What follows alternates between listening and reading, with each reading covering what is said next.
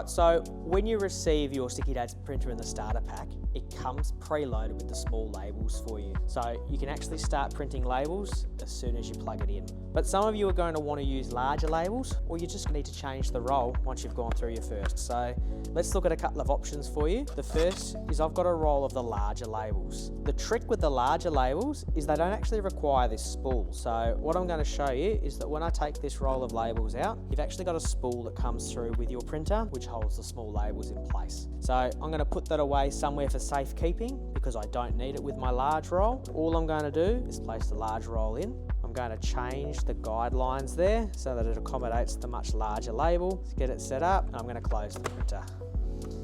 That's all that's required in order to change our large labels. If we want to go back, put the small labels in, or we're just changing our small labels as they go. Again, I'm going to open it up, same as really any basic thermal printer. Nice and easy, press the button. We're going to put our large labels over the side here. I'm going to get my smalls, but because I've got small labels, I'm going to need to put that spool in again for us. So we wrap it up so it's nice and tight. They then sit in. You can see there's a couple of teeth there that they just sit in nicely. We're going to push that along so it lines up neatly on the right hand side for us. I'm going to put that into the guard, and then I'm going to slide that across again, just so it's got some guidance so they come out nice and straight and we don't have anything to worry about.